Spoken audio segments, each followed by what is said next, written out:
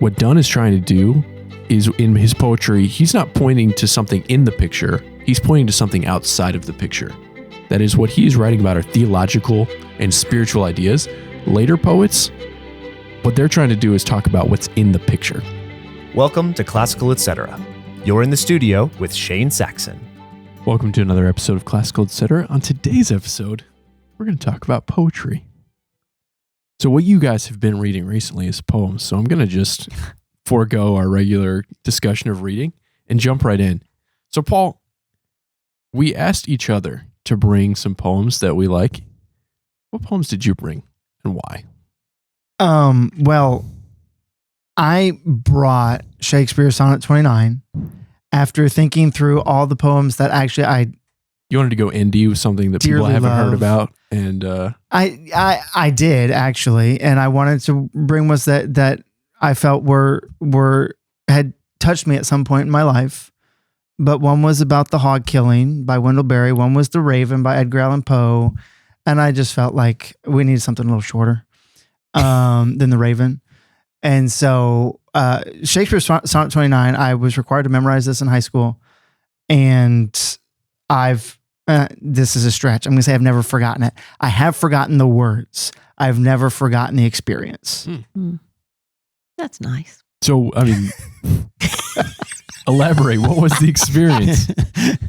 For some students, that was a tortuous experience. It's nice to remember a nice high school experience. Memorizing Shakespeare. Well, yeah, I don't know. We did this like once a month or once every 2 months. They'd give us a new poem we had to memorize, and the English teacher would. And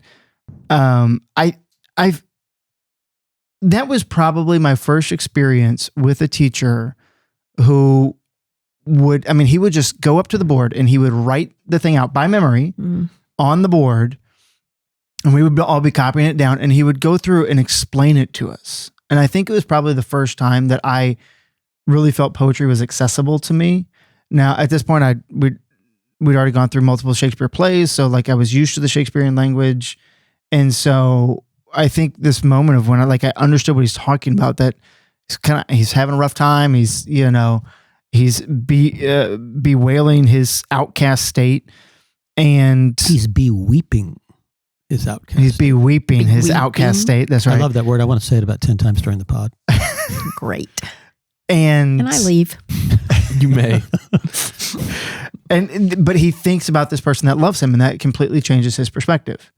And that, I don't know, for whatever reason, that just in high school, before you read this sonnet, would you have said, as teenager Paul, which I think you became 40 at 10 is kind of my conception of your past, but you and Dana speaks the man with the gray hair. Yeah, which you have said, but a particularly childish gray haired man. But would you say that you liked poetry before, or did this do something to affect your relationship to poetry, the form itself? The latter really did change my relationship to poetry. The only poetry prior to that time that I remember enjoying was Edgar Allan Poe's The Raven, which I was required to memorize, but it doesn't have this kind of depth, I don't think. And as a kid, we had Where the Sidewalk Ends by Shel Silverstein, which is very childish. It's enjoyable, but and it will open sort of to a student, I think, to a child, the idea of poetry, that you can have words and meter and verse that are fun and entertaining. But this was the one I think that kind of hit me emotionally, of this can express human longings in a way that other forms of expression don't. Yeah. I think students that I've taught tend to gravitate towards narrative poetry. And not that there's anything wrong with narrative poetry, but narrative poetry is more similar to the other forms that it seems like people are used to reading. Something that tells a story. Yeah, Horatius, right? I mean, that's our sixth graders do that. And I mean, it's very clear to be able to follow that poetry, I think, in the story that's being told. But this sonnet, it's not narrative. It's trying to do something else, right? Or would you say it is narrative? It's just maybe a micro narrative? Or how would you describe what this poem is doing? I would say that this poem is the vast majority of it, I mean, I think the 2/3 of it is expressing his despair, right? He's outcast. He's everybody else has more than him, or has power and influence, and that's sort of the major sort of emotion I take away from it. But there is a turning. In some ways, there's a narrative, right? There's a turning where his thoughts change, and instead of being focused on himself, he's focused on somebody outside of himself, and that changes his perspective.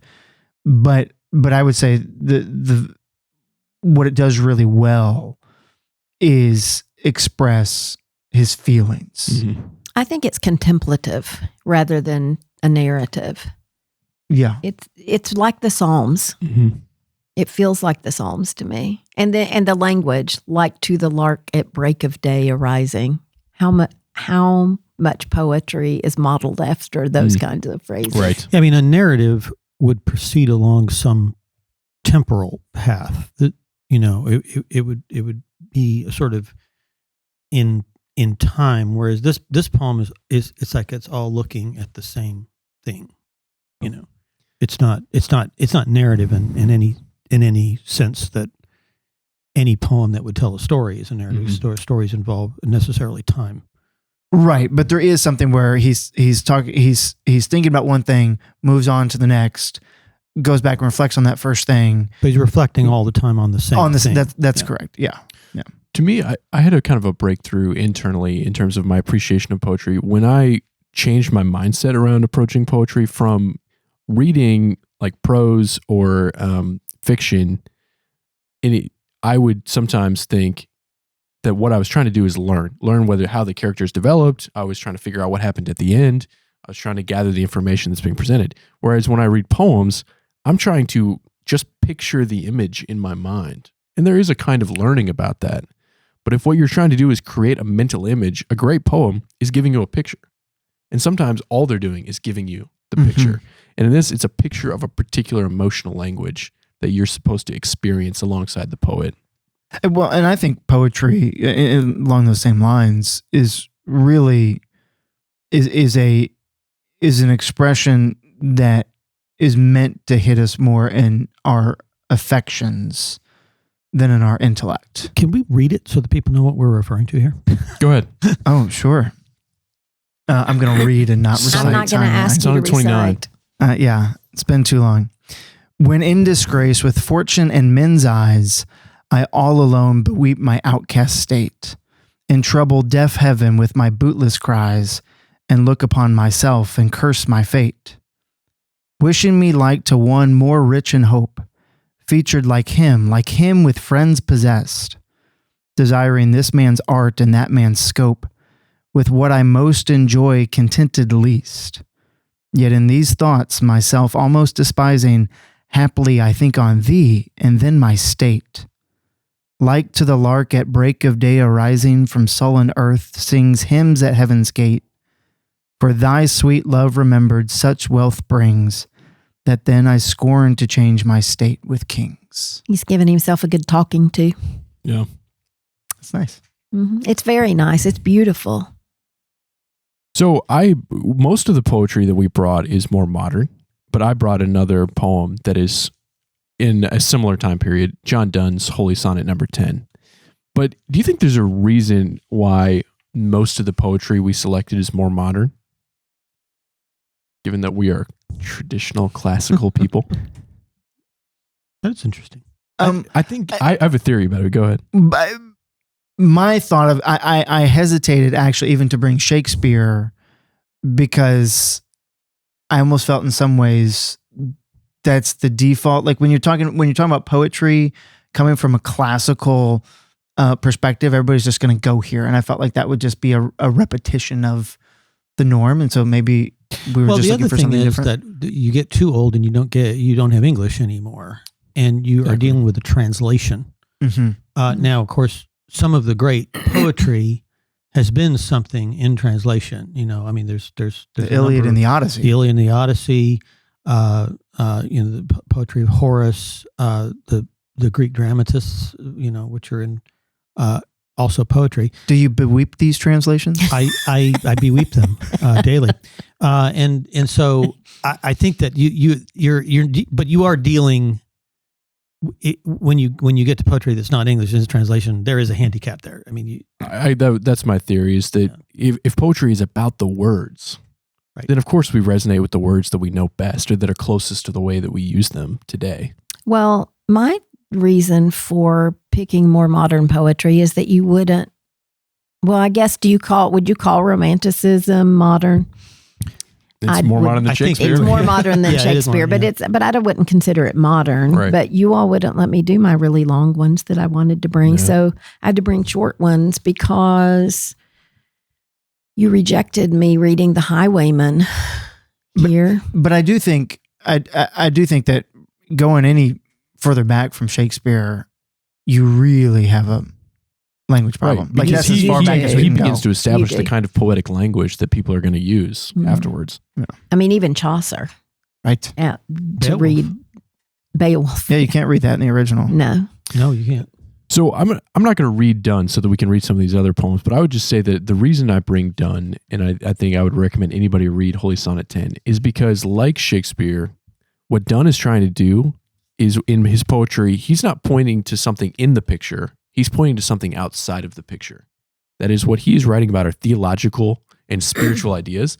Later poets, what they're trying to do is talk about what's in the picture and describe vividly some kind of landscape or some kind of scene or some kind of emotion or feeling. Whereas John Donne in Holy Sonnet number 10 talks about the death of death, which is a theological idea that is just a meditation on the scripture. And I think we can maybe return to that as we read some of these other poets. Doesn't everybody know this? Death be not proud, though some have called thee mighty and dreadful, for thou art not so. I feel like everybody Yes. has studied this, even if they don't know anything at all about Donne. Well, and it I guess maybe because it's short, it's one that is fairly commonly read. Mhm. But if I'm going to deal with students, even I think in high school, and I'm going to introduce them to poetry, Donne is the last thing I'm going to use because his imagery is so strange, and the metaphors he uses are not the natural metaphors. I mean, so I think you need to have read a bit of poetry before you can approach Donne. Just I agree with for that. the educators, in our 100%. audience. Even George Herbert, Yeah. who is a similar kind of poet, is so much more clear in his Mhm. poetry Absolutely, and much yes, easier yes. to wrestle with. So, Tanya, who'd you bring? Who are your poets? So I don't really have a love of poetry. I've studied a lot of poetry because I majored in English, and I truly loved it. And I had some really good teachers in college who, when like putting a poem on the board and really talking about it, I really enjoyed that. But for some reason, it never made me want to sit around and read poetry. And I mean, do you just pick up poetry and read it rather than the next chapter of the novel you're reading? Well, I see. This is why I think there's a lot of things that have suffered from the way we live. Okay, baseball, because baseball. Okay, I didn't see that coming. Yeah, I didn't either, but I see where he's going. It's the same. It is that baseball is a lazy afternoon sport, and when there are no more lazy afternoons, it suffers. That used to be America's game, and now it's Now not. you got a pitch clock. Now that we're trying to get it done in 2 hours. Right. Yeah. We're trying to shorten it, which is going to ruin it, what it is. And I think the same thing for poetry. I mean, people had time to read poetry. We're so busy now. Our lives are going so fast that the leisure time that you have is in some cases gone. And poetry requires, pushing everything out and just focusing on this thing. And it's not a story, because Right. you can jump back in that story. It's something you take all by itself as a whole and read it. And I just think It's a little bit more like work. yes, it is. You have to really, a really poem. I think if people used to sit down and read a volume of poems, because the workday was over. There was no TV. You had to find something to do, so you would pick up a volume of poetry, and that's not. But I also think the sort of the mentality, right, of we got to get stuff done, right, and so in that sense, like reading a chapter of a book feels more like getting something done than reading 14 lines of beautiful words. I mean, there was a time, I mean, you asked if we sit there and read poetry. I mean, for a couple of months, I made a significant effort to say, okay, in the morning, I'm going to get up. And one of the things I'm going to do before I go to work is read a poem. And it was a great couple of months. I was not able to sustain it. But like, this morning, I went running out of the house after the farm chores, trying to get here in time for the podcast. And I just felt like, this started my day off wrong. Like if I had sat just for 3 minutes and read a poem, it would have. I do think that we should make more of an effort to read poetry. I think it's a good discipline, and I've fallen out of it. And I just started looking because I really I feel like my experience with Wordsworth was the most positive experience I had in college. But I never really went back and revisited him. But I really love Ode, Intimations of Immortality or to Immortality. I can't even remember the name of it. But it's very long, so I didn't bring it. But it's that idea of within the poem, his main thrust is that when we are born, we are very close to heaven, that we are as close as we get, and the older we get, the further away we get from that. And I just love that concept. As the righteous brothers say, he lost that loving feeling. Yes, there you go. Why didn't you see it? I didn't see that That's coming. Great. Well, song is poetry. Well, that's the beauty of poetry, right? You never know where it's going. That's true.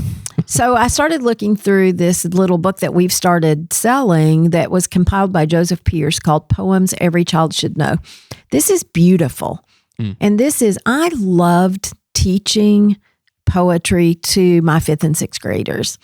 I just thought it was so fun to put a poem on the board, to ask them their initial thoughts about it, to listen to them, like when we read The Hobbit, that Over the Misty Mountains poem, and they memorized the Goblin song. When we did Robin Hood, The Brave Old Oak, it was all just so, there was just something about it. And there still is. When you walk down the hall of a school and you hear a class reciting a poem, it's just wonderful. And it really comes alive if they know what they're reciting. It really makes a difference once they recognize what they're reciting and what it means. And I just loved it. I loved teaching poetry, but I don't read it every day. But maybe I'll just take this little guy. But it starts with selections from Mother Goose. But I've gone all around the world and not answered your question. Yeah, you haven't. What poem did I bring? So I looked for a short one. So I just kind of settled on The Road Not Taken by Robert Frost. And I do like Robert Frost quite a bit. But I chose this one because it confused me. It seems so simple. 2 roads diverge. And which one do you take? So he took the one that was not as traveled. But then he says, but actually they are both just as traveled. Right. But I took this one. And then it ends with regret. Yeah. So it was like, I'm going to come back one day and go down the other road, but you never get to because life takes over. But then I think, why does he have regret? Did he have a bad life? I don't know. I love Robert Frost. And I think that also, and Robert Frost writes a lot of short poems, and so does Emily Dickinson. And I think that, I love those two too. poets are really good poets to, I think, start with. Right. Because of that. And they're much more direct in their expression. So I also brought a Robert Frost poem, and I think everyone knows The Road Not Taken. But Design, maybe people don't know. So let me read Design by Robert Frost. So I found a dimpled spider, fat and white, on white heel all holding up a moth like a white piece of rigid satin cloth.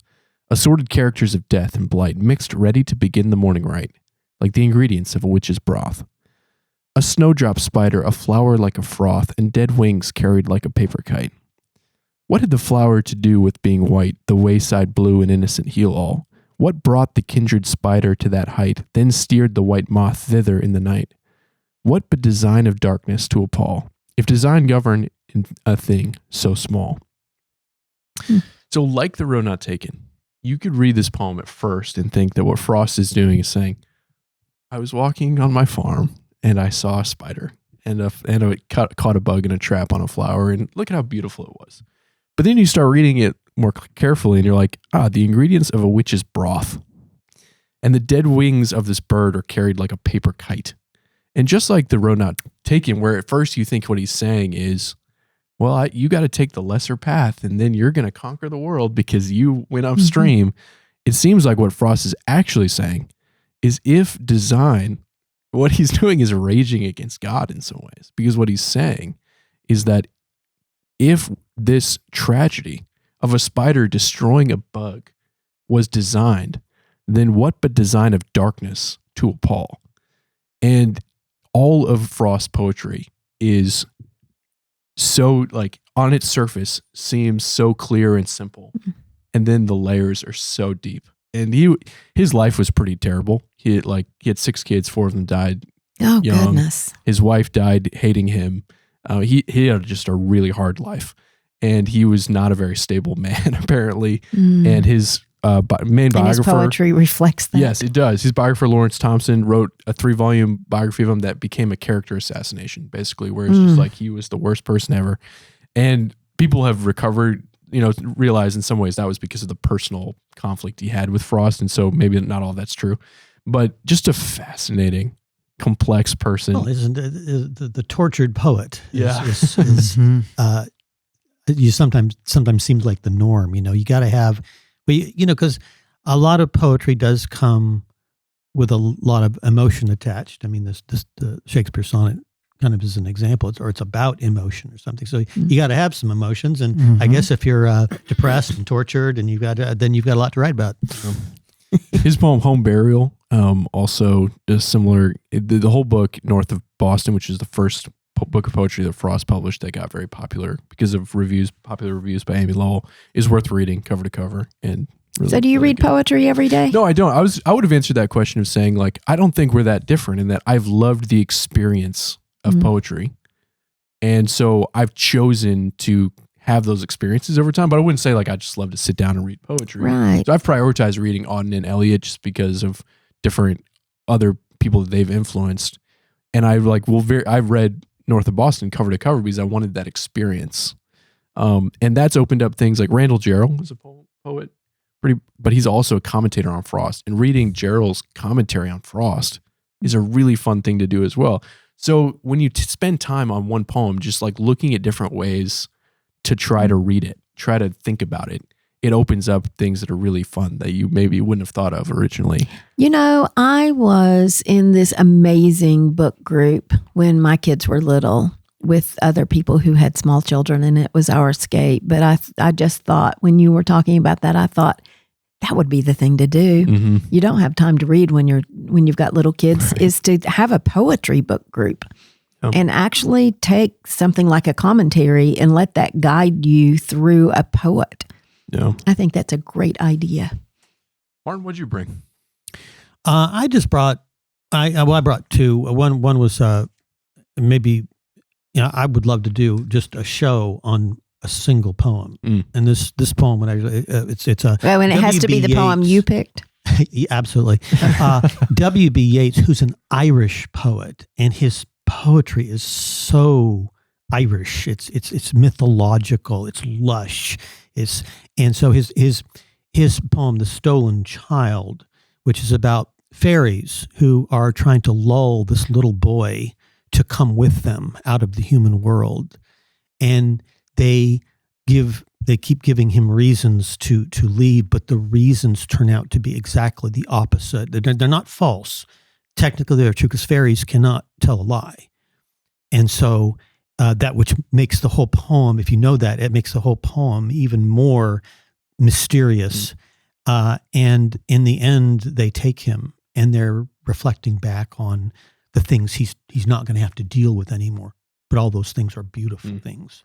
And so it's this in a way, it's a creepy poem. Lorena McKennitt. And Lorena McKennitt does a musical version of this, which is one of my favorite songs ever. She's a harpist, among other things, and she does this song on the harp, and you can get that online. But I have a shorter poem by Walter de la Mare. And Walter de la Mare's poetry is somebody has called it sonic poetry. There's something about the sound of his poetry that is you can't really describe it, but it's very affecting. So it's very short. Silver by Walter de la Mare. Slowly, silently, now the moon walks the night in her silver shoon. This way and that she peers and sees silver fruit upon silver trees. One by one the casements catch her beams beneath the silvery thatch. Couched in his kennel like a log, with paws of silver sleeps the dog. From their shadowy coat the white breasts peep of doves in a silver feathered sleep. A harvest mouse goes scampering by with silver claws and a silver eye. And moveless fish in the water gleam by silver reeds in a silver stream. I love that. It's a beautiful poem. And there's the word silver is repeated about 8 times. And there's it seems like there's that S sound is throughout the poem. But here you have, this is all about the moon looking down on the earth at night. And in its very glance, it's lighting up things with this silver. So the moon only gets to see silver. Yeah. Well, that's the thing. I mean, I think if you were to really get in depth in this poem, you would want to discuss what does this say about the way you see things.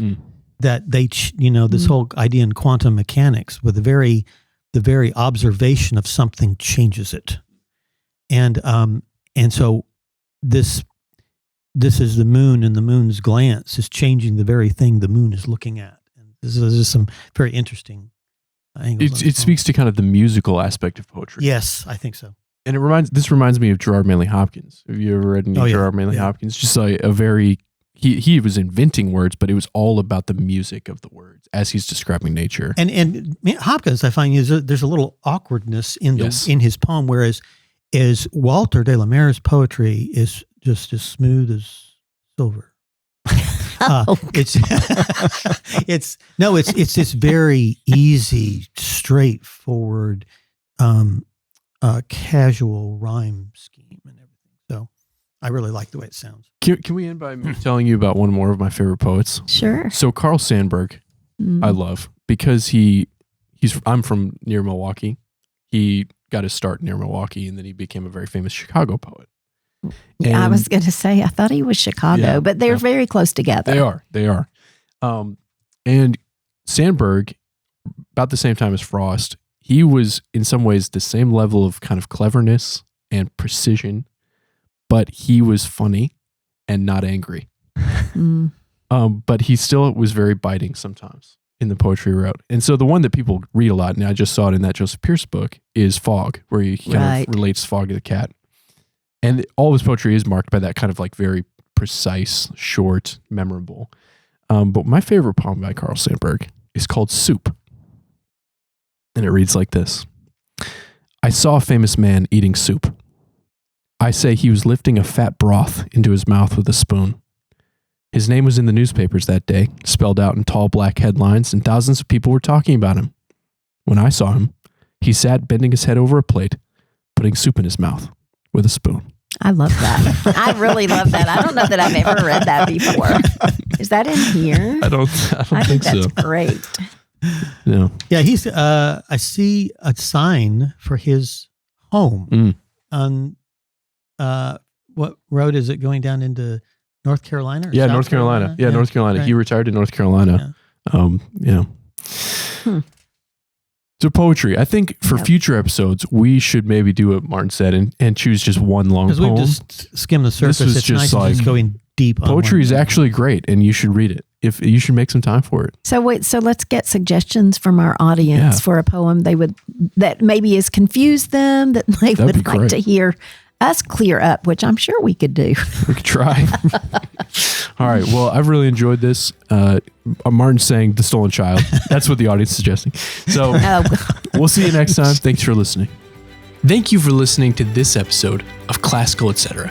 If you enjoyed this conversation, please consider liking this video. If you want to join the conversation, then you can comment below. And if you want to stay connected, please subscribe to our channel. I hope you enjoyed this show, and we'll see you next time.